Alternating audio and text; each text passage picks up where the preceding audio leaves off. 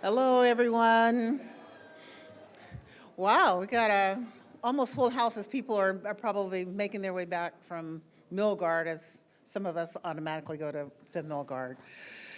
Welcome to the December update. Just for those of you I'll ask later who's new. For those of you who are new, we do a monthly meeting, monthly town hall.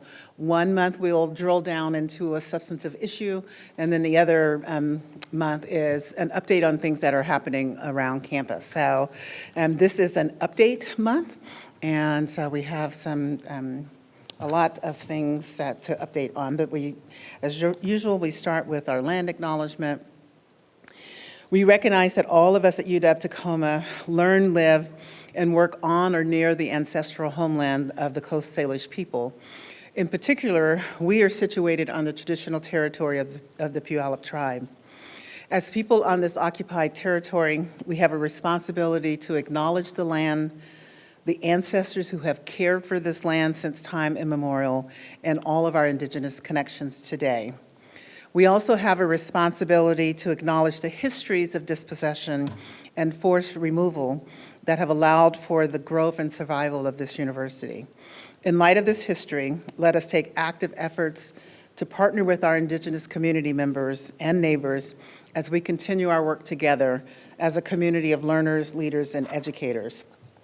And those are just words, and if we don't do things to make it real in terms of partnering. So there are a couple things that I know of, and there may be others that you all know of that I would invite folks to share with us. But one is thank you to the Office of Indigenous Engagement. Week before last, we were able to host our Native Symposium here. It was very well attended by community members, prospective students, and others. And that is an annual event where we get to highlight what we're doing and try and make the case that UW-Tacoma is a place for Indigenous students and their families to be part of. The other, and I don't see her in the room, I want to thank Sarah Eccles and the Center for American Indian and Indigenous Studies case, because they partnered with us, and Danica Miller is our co-director for the Tacoma campus of that initiative. We hosted a site visit of the Gates Foundation that same day here to talk about the progress that they had made on, the Gates Foundation gave us some funding to do a lot of work around a summer program for incoming Native students, replicating some of the programs that they have on the Seattle campus. And so we specifically got funding to do some of that work here at Tacoma. And Sarah has been leading the Summer Bridge program. And she's also, next week, we have a weaving event where we invite weavers and elders to come in and work with our students and others who want to learn about the culture and history of weaving on campus. So I'm not going to be on campus. I said that is the one day I'm in Seattle, at UW Seattle that day, so I'm sad I'm going to miss it, but Sarah is leading that. And so we're trying to do as much as we can to give our students opportunities to be connected to community, to be connected to their elders, and that's an important part of making them feel like UW-Tacoma is a place for them. So I want to thank all of the folks who are involved in making that happen. So very full agenda. As I said, this is an update agenda, but are there folks in the room for whom I know there is a couple, because I just met Wyatt. Is this your third month? No, this is your third month, so you've been to maybe one of these before. Okay, okay. But I thought there was someone else I met last night who was just 1 month in. Any new people in the audience who might be your first update with us? Ah, there you are, okay. Is it too much to ask you to introduce yourself to us? Okay.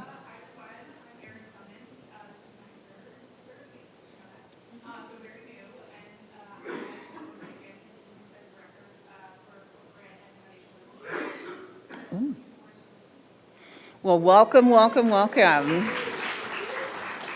We have been eagerly awaiting your arrival here because corporate and foundation relations is so important in terms of how we grow not only our student programs, but our faculty research programs as well. So welcome to campus. Okay, so I want to start by just reminding you all where we are in terms of retention and graduation rates. I got a report earlier this week, though, that I was very excited to see, that Tacoma, there's a report that a researcher puts out every year where they examine the percentage of Pell-eligible students that institutions have and the predicted graduation rate based on that, and then the actual graduation rate. And they do that in the state of Washington for all of our four-year universities. And UW-Tacoma outperforms every institution in the state in terms of graduation rates for Pell-eligible, for Pell recipients.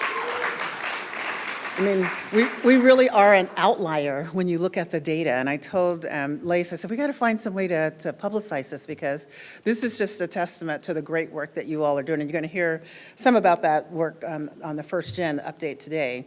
But it really is due to all the hard work that you all do, both inside and outside the classroom, that our students are doing better than expected and better than predicted. So that's great news. Some of you have been engaged, and many of you are on the university's strategic plan. So we have our Tacoma strategic plan with our priorities. There are many units in the University of Washington that have strategic plans. And in fact, as they were beginning to think about a new president coming on board and having a university-wide strategic plan, they compiled every strategic plan that was in place throughout the three campuses, and then use that to come up with some preliminary themes of what we were all saying in common in those strategic plans were priorities for us. So they appointed, I think it's a 60-person, it's a very big committee. Wait, who in here is on it? Maybe raise your hand. Yes, because I know, I'm looking, I'm pretty sure there's quite a few from Tacoma who are on that. But with 60 people, you would expect that. When they have done a number of things. This is the sort of planning. We had a retreat with the Board of Deans and Chancellors and Vice Presidents and Vice Provosts in October to actually begin to look at all of those compiled strategic plans, thinking about, we work with a facilitator to think about, okay, what are some priorities, especially with the new president coming on and some of the things that he has observed in his first 90 days here. We are now in the process where the first draft is due December 15th. We hosted a listening session here on the 20th of November, and some of you may have been involved in that. There was a survey that went out in October asking about priorities. So there's a sort of a robust process of trying to get us to a strategic plan in record-breaking time. So that is one of the things that is very unique to this process. It is going very quickly, and part of that is because as we've got a new president with a lot of issues around funding, the federal policy landscape, thinking about a campaign in the future, the Board of Regents have asked that he prioritize a university-wide strategic plan. Because, as I said, some of us have them, but there was not a university-wide strategic plan. So it is a priority. The final draft is due March 27th, so they are at records, like moving very, very fast. They are planning additional engagement opportunities to hear feedback on that first draft. And then there will be another draft at the end of January, more feedback, and then the final plan in March. So if you have an opportunity to weigh in on any of that, please do so. I think it's important that they have the perspective. You know, we had a very robust process and it took a whole year, so it was probably the normal academic timing, not the very fast process that they're using for the university-wide one. But that feedback and input is so important, because then that actually helps shape what we come up with in the end. As I said, I'm going to switch now to the federal update, and Andy and I were just on a call with the federal policy folks, and there was nothing, I don't even know, there's nothing good coming out of the other Washington right now, as they are trying to recover from the shutdown, also trying to come up with a budget before we are under threat of shutting down again in January if they can't come to some kind of agreement. There are a number of events that are coming out that are unrelated to the budget, but will have budget implications for us. This big, beautiful bill, for example, is really changing the federal loan landscape, especially for graduate students. It's going to make it more expensive for graduate students. And then outside of this process, there was some information that came out, I think it was last week, about what counts as professional education and therefore would be qualified to get student loans. There was a proposal to break up the Department of Education and to move the sort of the pieces that we're most familiar with into the Department of Labor. There are a lot of lawsuits that continue to go forward and challenges on that. There's a lawsuit pending now on the proposal, and it's not on here, the proposal to have H-1B visas increase cost to $100,000. There's a lawsuit pending on that. So I think that the provost continues to put out a weekly update. That website has the most up-to-date information on what's happening with federal policies. I encourage you all to sign up. You can actually sign up for her newsletter, and you'll get that on a weekly basis. But there's just nothing good that's coming out. And I heard yesterday on the news that they are proposing to, even though they've been ordered to restore SNAP benefits, that there's now a counter proposal from this administration to not give SNAP benefits to certain states that are not in alignment with their policy priorities. So for us as a campus, this SNAP benefit and food is such an issue because we already had a lot of food insecurity with our students. We'll continue to monitor what happens there. We'll continue to partner out in community with our food banks and with others. The Speaker of the House and the county exec have pulled together a sort of a collective group to try and figure out where we might have gaps around food in Pierce County and where we can help fill in some of those gaps. And so we are at the table in that conversation as well, particularly because it's such an important issue for our students. Yeah, we're definitely going to see a lot more policy changes coming through. I think that the federal government is just recovering from the shutdown and trying to avoid the shutdown that's probably going to come in January as well. So there's just not a lot of good news coming out of DC. I think that the good news that we have is that the provost has been very proactive in working around research resilience and trying to make sure that we are ahead of as many things as we can. We've been raising money for graduate students, for example, in anticipation of this PLUS loan, but also graduate students losing funding from research dollars. So there are a lot of things that we're doing to try to be proactive, but as you all know and hear from the news, some of it is so chaotic. It seems like it changes very, very quickly, but we are continuing to monitor it and make sure that if you have questions that you're looking at that Provost website on the federal policy updates.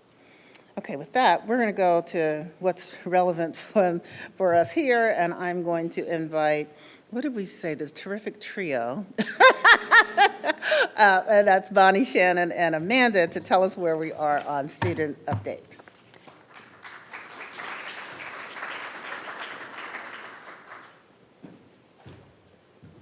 Now a little ray of sunshine after all of that. So good afternoon, everybody. My name is Amanda Figueroa. I work in student affairs, and I'm really happy to be up here presenting with my colleagues, Shannon and Bonnie. And we actually presented for the first time all together in January of this year. And at that time, what we introduced the campus to and what I want to revisit is how we're framing student success And I think it's really important when we're thinking about all of the things that are happening around us to understand that we have a lot of strategic planning that happens and a lot of strategic frames. So when we think about things like the academic plan that was created, the campus master plan, which was in development the last time that we presented, the strategic enrollment plan that Shannon is leading, the student success, what is now the council, and now this tri-campus strategic plan that is happening, that all of this is about how does student success weave into this? And it's a really integral part of all of our work, and understanding how it weaves together and how it intersects is really critical because we will continue to face these waves of volatility. And so when we're presenting together, it's about helping us all to embrace and understand how we're connected and how student success work weaves throughout all of what we're doing.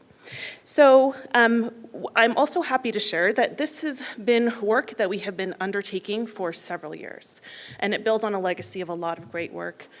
But in order to harness the wisdom and all of the strengths and the great expertise we have of everybody on this campus requires new and stronger collaborations.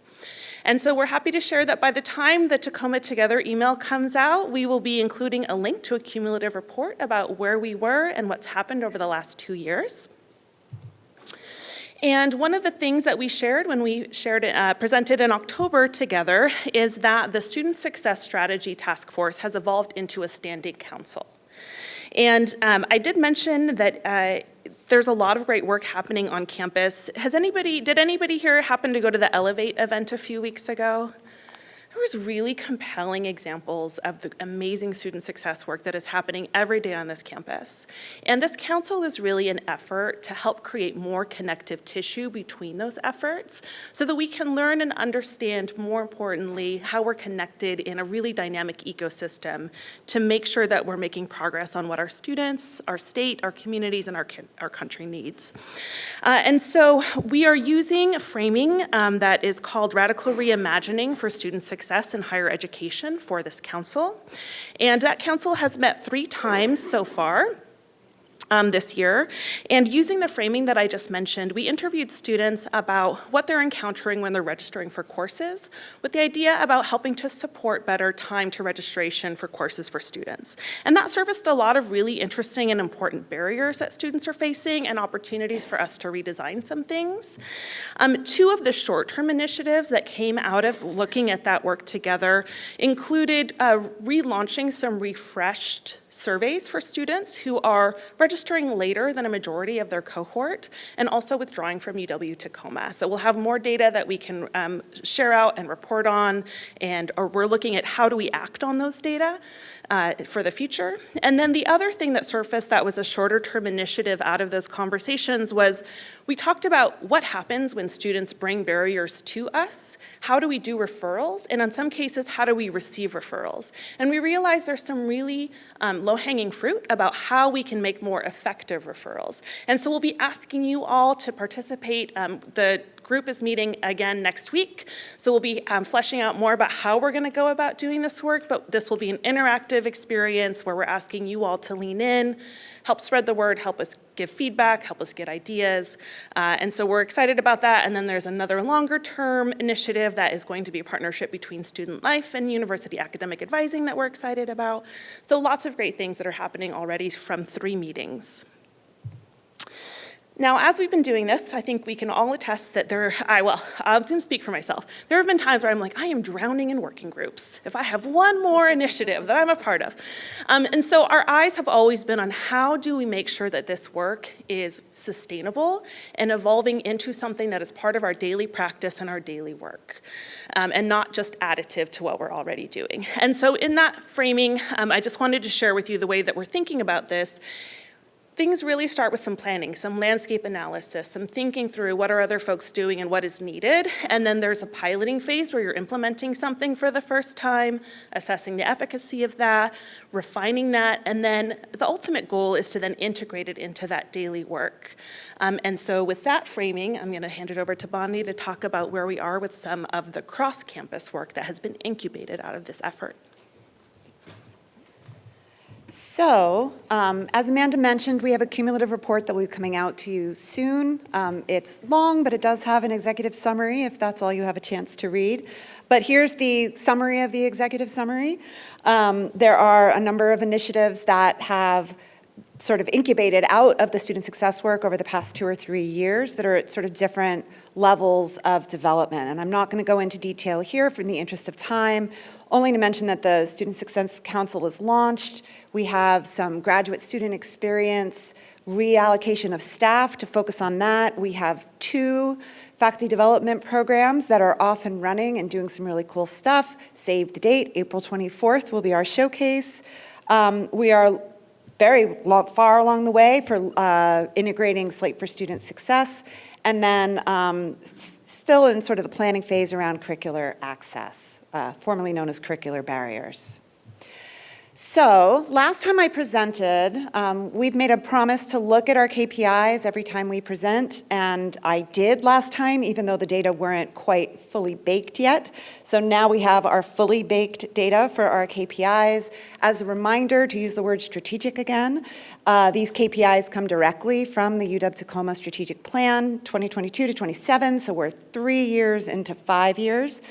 And what you see here, the gray bar is the starting condition at the beginning of the strategic plan. The purple was the target as listed in the strategic plan, and gold is the most recent data for our 1-year retention, 4-year transfer graduation, and 6-year freshman or first time in college graduation. We have made progress in all of these KPIs. We're not quite where we want to be yet, and we actually did see a little bit of a dip. And so last year was the highest 6-year graduation rate ever. I came here with freshmen, so it was the first opportunity to have a 6-year graduation rate. And since 2006, we had the highest graduation rate we've ever had. That has started to dip a little bit. The class that started in 2019, you might think has something very special about it, that we might expect those graduation rates to be a little bit lower for a moment.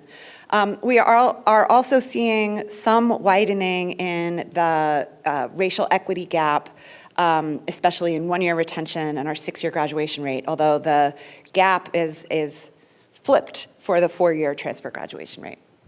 To drill in a little bit more, our group was really focused on first 3, so first time in college students in their first year with a first-gen lens. These were the students we were most likely to lose. The largest gap we've had since the freshmen got here in 2006 has been between our freshman and transfer classes. And that has really narrowed quite a bit, the gap between first time in college and transfer students. Likewise, our first generation numbers have narrowed quite a bit. This past year, though, we have seen a little bit of a widening of the first generation gap for our first time in college students, and then a decrease in our transfer retention rate, which I don't have a lot to say yet about that because it's very unusual for us. So more to come on there. So the Student Success Council has been doing deep dives into the student success KPIs as well as the data parties. And hopefully by now you have heard me say many, many times that graduation rates are really, really important. And when Sheila is presenting to the regents, these are the numbers we're going to be held accountable to. But for all of us in the room who need to act on this, we need outcomes that are more actionable and more short term. So we have started to implement what we call our Student Success Outcomes Framework. As Amanda mentioned, we're focused on timely registration this quarter. And this just gives you an idea. For students who register 0 or fewer days before the beginning of the quarter, all the way to 25 or more. And so students who register later, 0, like after the start of the quarter or 11 days before the quarter, are far more likely to experience a DFW class, a failed class or a withdrawal.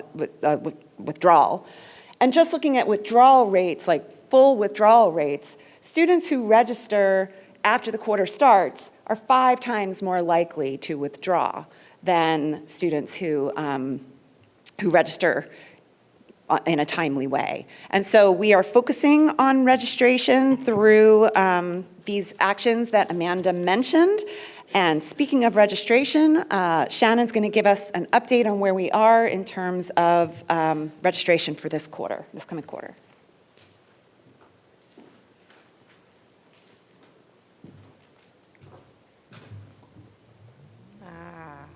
This thing's like my favorite podium ever. Welcome everyone. My name is Shannon Carr. I serve the university as the Associate Vice Chancellor for Enrollment Services, and wanted to just show you a little graphic of winter registration by class level. And so you can see that we're up in every class level category that's listed there. And so that delta is about 276 students that were up year over year. Every student level is eligible to register at this point, and we're still in the like 25 or more space. So we want to be working hard. We have about 5 more days before we start to get into those categories that we just saw on the last screen. So I do expect that this delta will actually compress a little bit as the weeks go on up until the first of the term, but this is really promising information and we're happy to see it. A little bit about new student enrollment for winter. Remember that winter and spring both are really small terms for new student enrollment.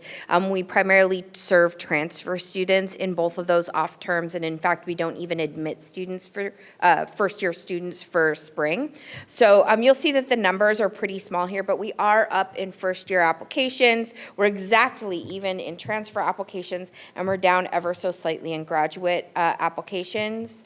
And then winter confirmations, we're down slightly in first year. I suspect that will shift a little bit over the coming weeks just because students have applied, but they haven't necessarily taken those steps to confirm.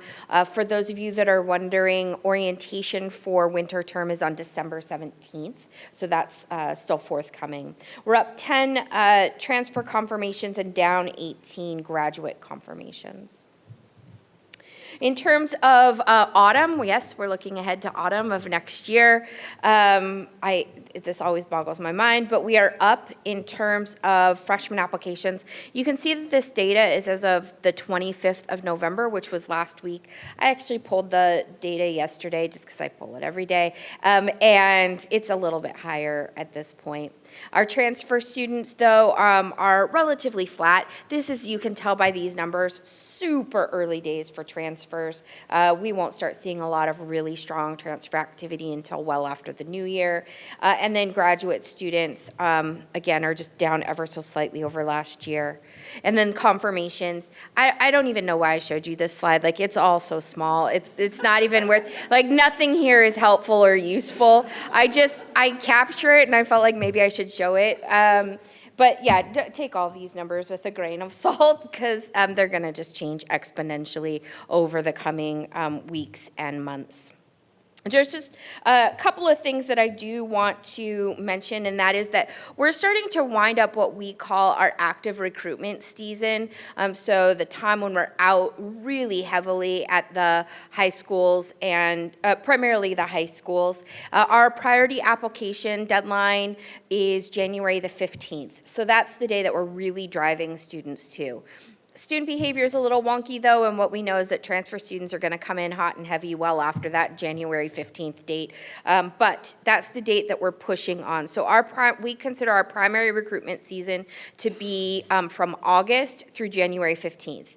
And then in the admissions world, we make a subtle change into what we called yield season. And yield season for us is converting all of those student applicants into confirmed students. And we start to put our time and energy into the activities less of generating applications and more into the activity of that conversion to enrolled students. So we'll be doing a lot of financial aid outreach over the starting in January. That's when we're going to really ramp that up. And then we'll be doing a lot of outreach to students, much more personalized outreach to students, as well as focusing in on our campus events and bringing students to campus to experience things for themselves. So if you see student groups on campus, if you see tour guides out on campus, they're pretty easily identifiable because in this weather, they wear jackets that identify them as campus ambassadors. Please say hi to those groups. Just say things like, welcome to campus, we're excited to see you on campus, right? that kind of engagement from people across the campus, those smiling faces, really matter. That gives that sense of a friendly campus where people feel a sense of belonging. So that's one thing that you can do every day. If you see those tour groups walking around campus, just give a little shout out and say hello. You might feel uncomfortable, but I guarantee that they will not. So they will like you doing that. The other thing that I just wanted to mention is that we have been doing strategic enrollment planning forever, and we want to wrap that up. And so we are going to be, I'm in the process of meeting with each of the schools to talk through the numbers, and then that will be coming out in January in a more formalized way. We're also starting to work with schools more individually to build recruitment models. So I'm kind of doing a wink, wink, nudge, nudge to the schools that I haven't talked to, because you'll be hearing from me ASAP if you haven't already. And the last thing I just want to mention is to mark your calendars for April the 18th. That is that will be Husky Fest and Admitted Student Day. So this is becoming an annual tradition and one we're really excited about. So again, April 18th is Husky Fest and Admitted Student Day. In the admissions world, that is kind of the biggest day of the year for driving students through to that confirmation conversion. So thank you very much. And I don't know who our next speaker is. Can I help introduce someone? Housing and dining. Who's joining us, friends?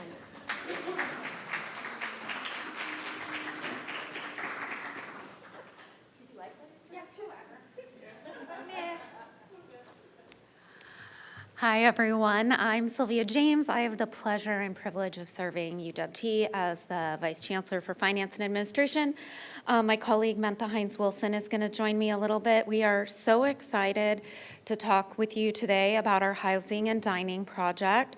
So if you were not aware, at the November Board of Regents meeting, the Regents approved us going out to bid for a developer for our housing and dining portfolio. So I have heard it has been about a decade in the making, but I know for the last 3 years in particular, we have been working very diligently to get to this point. I will say the Regents meeting was very moving, hearing from our student speakers as well. Talk about that. We had many colleagues who have been at the university for a long time that said they have never seen the outpouring of love and affection from the campus and the community and the students at something as mundane as an RFQ being approved as they did at this campus. So I think it just speaks volumes to the engagement and the work this campus has done to really bring this to light. What you see here are the two sites that developers are going to be looking at. The first site, the C1 site, is a required development site. So that would house our dining on the bottom floor with a patio out to the green, and then a minimum, I think, of 300 beds. We have had a number of developers that did approach us in this process early on that said, well, what if we want to build more? And we were like, yay! So we are also asking them, if they so wish, to be creative and tell us what they would do on that second site if they so chose to do that. So we're really excited. We have had a number of developers that have reached out leading up to this point. I've had 3 just this week that have asked for direction to the solicitation. So I think it's huge, huge for our campus, and we're really excited. I just wanted to really quickly show you sort of the update in schedule. We are still shooting for what we've been told is an aggressive opening of autumn 29, but if anybody can be aggressive and get to that, it is us. So we are speaking it into existence. You will see here just the nuts and bolts of how that's going. And now that we've reached this point, we are really starting to collaborate and work with our student affairs teams to really start to talk about what would programming look like and all of those really fun elements to this work. And so I invite Mentha up to sort of chat a little bit about that. So thank you, Sylvia, and good afternoon, everyone. So I hope you're as excited as I am about the housing and dining project, because it really is a big moment. So a few seconds ago, that was a pretty lukewarm response. We should be very excited about housing and dining at UW Tacoma. So let's clap it up, please. I'm super excited because, as Sylvia indicated, this has been a long journey. There were folks who were at UW Tacoma long before me who entertained the idea of housing and dining. But I absolutely know that starting back in November 2017, there were conversations with the Board of Regents. So it's been a bit of a protracted process, but it's very, very, very big moment for us, and we are super, super excited. So I want folks to understand that this is not just a student life initiative or a finance and administration initiative. It really is a collective as we think about the ways that we want to expand the footprint for the campus and enhance student success for the students that are choosing to come to the University of Washington, Tacoma. We also know from years of research and from what students tell us every single quarter that the living experience makes a difference. Being close to the campus resources allows students to have a more vibrant experience. They find resources faster, they build friendships easier, they get involved, and we know from the data that they persist. So Court 17, which is located on Market Street, how many of you have seen Court 17 or passed it by or, right? We have a res hall on campus. It's an apartment complex that we acquired many, many years ago. It needs a little bit of work, but Court 17 accommodates 300 students. And students will tell you that fundamentally they love the experience. The facility itself, they worry about the elevator, is it going to work on a daily basis? But as overall, they see the benefit of being on campus. So that's why the new facility will absolutely be a game changer. We're adding 500 new beds to the campus. And yes, I did say 500. So that will be growing demand and expectations in terms of resources, activities, study groups, and community building, and more energy everywhere on the campus. There will also be a dining hall on the campus, and the student affairs folks are really excited about that, yeah.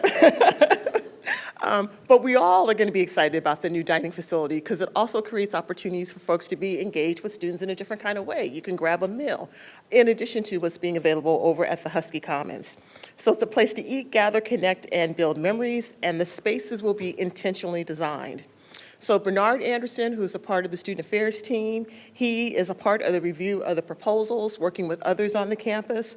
We also have Ryan Davison, who's working in Court 17. Is Ryan here? Ryan's not here, he's busy with students. And Rob Lubin are really helping to shape the design, the programming, and the staffing models.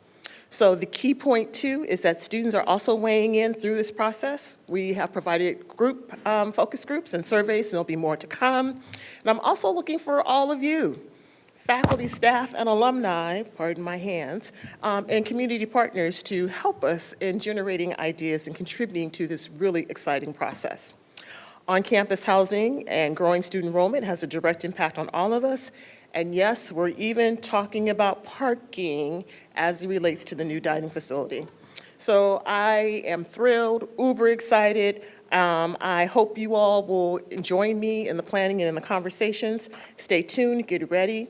And Sylvia says the ribbon cutting is going to happen in late 2029. I think it's more like 2030. We'll make a friendly wager and see. Okay, we're naming it and claiming it. Name it and claim it. So thank you all.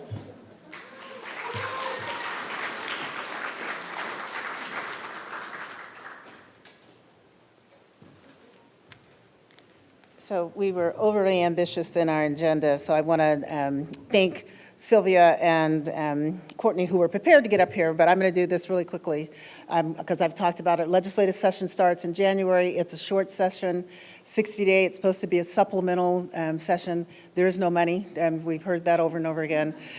We are waiting for the governor's budget to come out sometime here in the next couple weeks, and then that will be sort of the foundation for putting together a budget. The House and Senate will then come forward with one.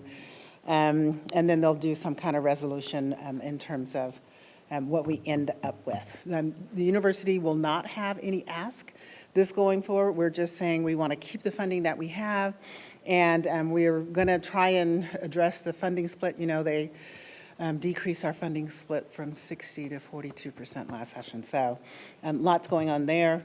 The most important thing for us is we kicked off our budget planning. We got the memo from the provost earlier this week. We had our session here. Sylvia did it, and on the fiscal planning and budgeting website, you will have on our finance and administration, you can get to it. You have to have a net ID.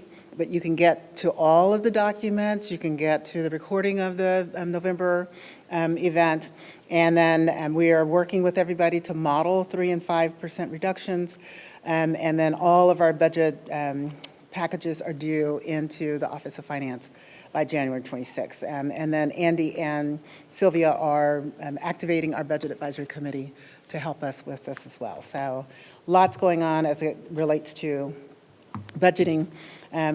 All of this is on the Finance and Administration website, including all of the data and numbers about our budget. So I did this because I wanted to make sure that we had time to hear about First Gen. We are such a first-generation campus. We've been recognized for this nationally, and we're going to give you an update on where we are on our First Gen work.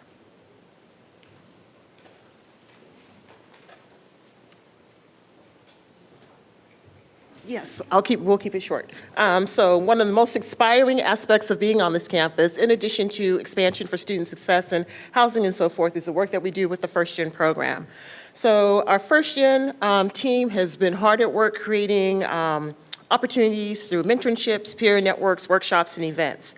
The real takeaway here is that we know that the majority of students on the campus identify as first-gen students, well over 50% of students. Nationally, you might be surprised to know that the graduation rate for first-time students or first-generation students is 24%. UW Tacoma, we're graduating students at rates of 50% and above. So, yeah. So these investments have made a difference, and I just quickly want to also acknowledge that the University of Washington Tacoma has been recognized for its great work with first-generation students. We have been recognized as a champion by the First Generation Forward organization, national group. We're the only campus on the West Coast that has that designation, so again, clap it up. And we also received a proclamation from Governor Bob Ferguson about the work that the university across the state, that the university and then all colleges across the state have been doing in supporting first-gen students. And so I'm excited to say that not everyone receives a shout out from Bob Ferguson, so I will take it and wear it proudly, and the proclamation is somewhere around here and we'll display it later on. So the person who does the most important work is standing to my left. This is DJ. You all work with DJ on a regular basis. Let me talk to your boss about getting a raise by giving that. I won't turn it down. So I'm going to hand the mic over to DJ because he's got some really cool stuff to share with y'all. When Amanda mentioned that I would be speaking, I was like, do I have to? She's like, yes. But instead of me actually talking to you all about First Gen, Advancement actually put this together. Without Liz, without Olivia, this wouldn't have been possible. But I'll let our students speak.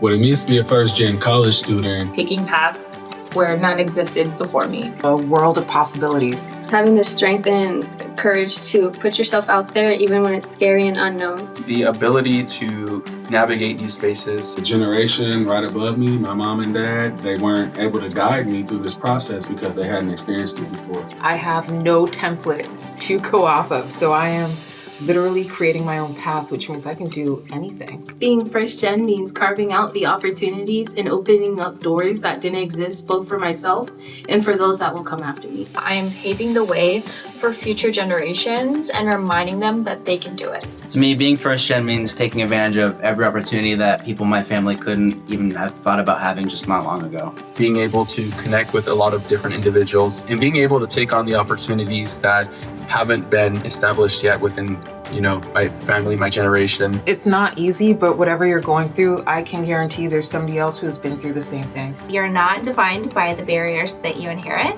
but how you rise above those barriers. Seek out your resources. Just be yourself. This campus is filled to the brim with resources that are sitting there waiting for you. Don't be scared to ask questions. Apply for things, seek them out. There are so many programs, scholarships, events that are waiting to help you succeed. Why not you? Why can't you do it? This campus exists to serve you. Make sure that you build your network. You might not have people in your family who can guide you, but they're out there if you find them. Literally do not stop. Never stop. No matter what barriers you overcome, being able to overcome these barriers will mean so much to you in your future.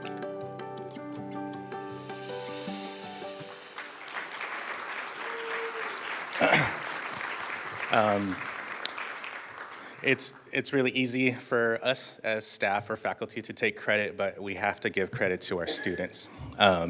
They're a part of our community. And one of the cheap requests I'm gonna do while I'm up here is ask that everybody in this room also help with something else we do. We do programming, several different cohorts that we run throughout the year.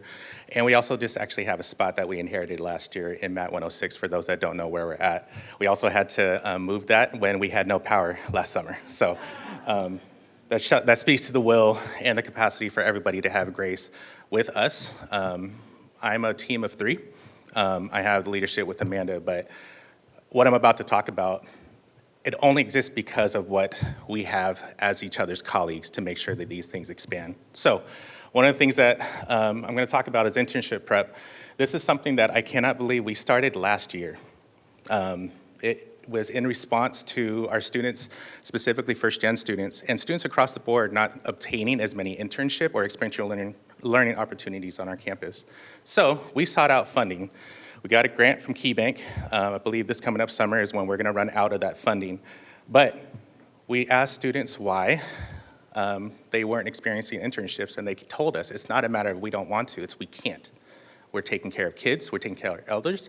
I have jobs off campus, I have multiple things. So we used the Parker Dewey system and created internship preparation. These provide micro-internship opportunities, 4 weeks in the month of February for winter quarter, total of 20 hours to work on a professional project. Entry-level focused transferable skills is what students obtain with this. We are prioritizing lower division students to work both on and off campus. We also have students do a pre and post that align with our NACE competencies. And the goal in our hypothesis that we're testing is that students will be competitive and obtain longer term internships and job opportunities after the completion of this. I'm just gonna leave this up here for a second to let y'all soak this in. Ever since we started this, it has exploded with interest. I just checked this morning and I'm kind of scared to tell y'all that we have 261 applications started for winter. Just winter. And what you see in gold is not a lack of effort from our team, but when we first started, it was 10 opportunities for spring last year. Summer, it was 10. We exploded to 40 in winter, and then we had just under 30 for this past summer. Students that do this gain confidence. Y'all just heard from some of them. Some of them also did micro-internships. Their career-aligned goals and social capital have increased. They get to actually put things on their resume to be competitive moving forward, and they acquire specific skills that relate to a major or a major that they didn't know that they were interested in. Right here in front of me, for as much as I might be intimidated, most people don't know I actually have a speech impediment, and I have a huge fear of public speaking.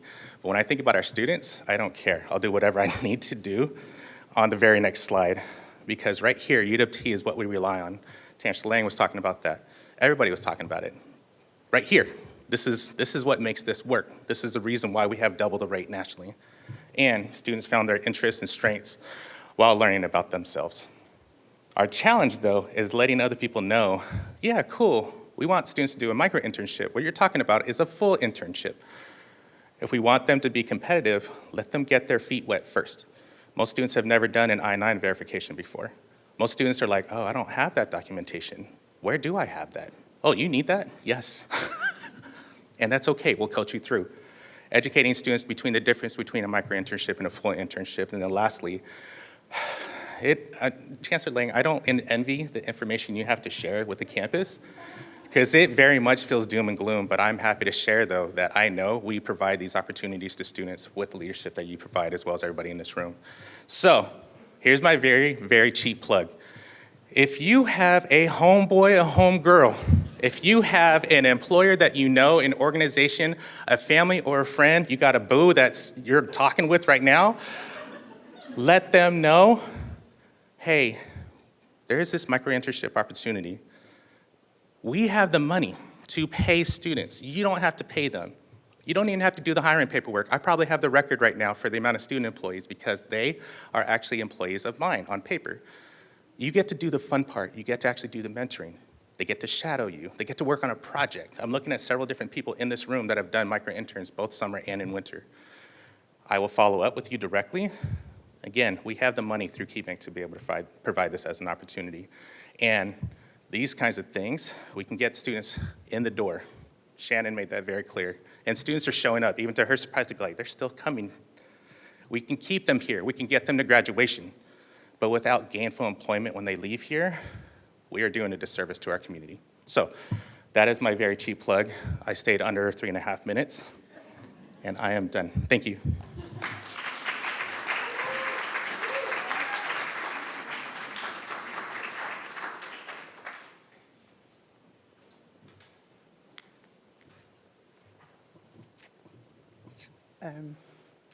Thank you for that. God, I didn't think I was going to be emotional. I love our students, and I love that you guys love them too, and that you.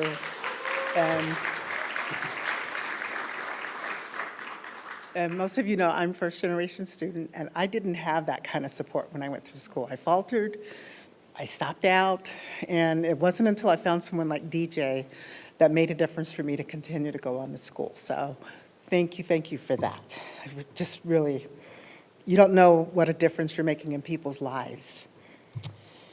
Whew, okay, so we're going to have a party.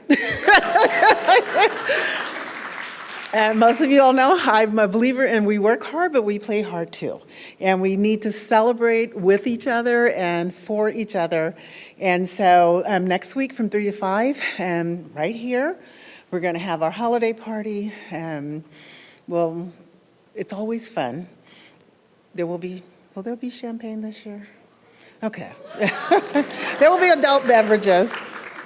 But it's just fun also as we are coming back from COVID and rebuilding community, that we get to just be with each other, celebrate with each other, and spend some time together in anticipation of the holidays. The other thing that is happening that many of us are celebrating is that about 2 or 3 years ago, we worked with our unions and others to come up with a way for us to have a break during the winter. So most offices have the option to be closed. We know that some of you cannot close, and we respect that. But you have the option to be closed, to work from home. You can either work remotely or take time off. You work with your supervisors, work with their teams to try and manage and make sure that we have coverage as necessary. For example, our office will be closed, but the phone will be forwarded to Noreen. So if you call the office, you'll get Noreen, even though she's working from home. We will have the buildings. They will be accessible with your Husky card, but just know that it may be a little chilly because we do part of this is preserving energy as well. So it'll be in low energy mode while we're here. But It's a time for us to just, I use this time to do my Christmas shopping because I'm a last-minute Christmas shopper. Literally, I will be on the 23rd of December saying, dang, Christmas is in 2 days, and I don't have anything. The other great thing that's coming up is the Unity Breakfast that our Black Student Union puts on. We're going back to the actual holiday, which is Monday, January 19th. That will be here, and there are tickets available, and you can go to the website. And on our homepage, from our homepage, you can actually just type in Unity Breakfast and it'll pop up. So please make sure that you come out and support our students. So wow, now we got like 1 minute for questions.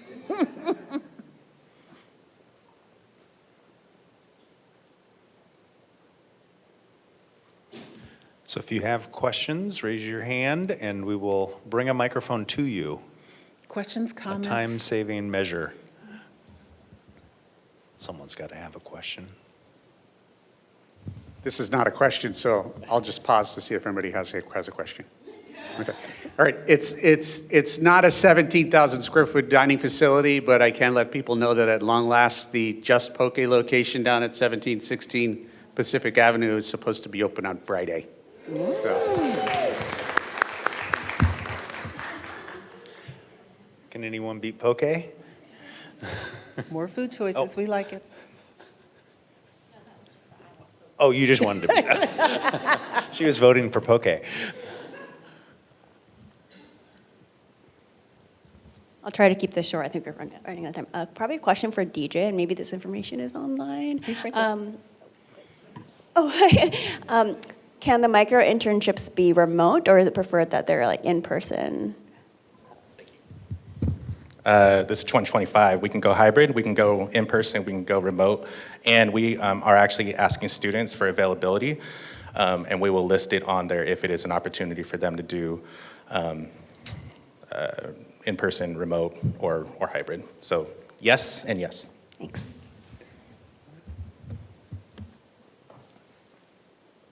Thank you. Just to add to that question, I've been meaning to email you, DJ.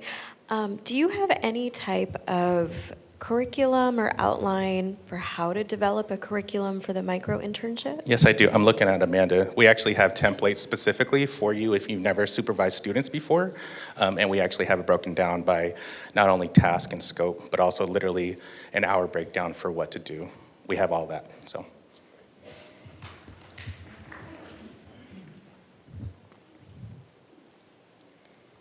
Look at that, we made it with 1 minute to spare. Okay, so thank you all again for all that you do for this university and for our students and for our community. Just really appreciate you all and hope to celebrate each of you next week if you're able to come to the holiday party. Thanks.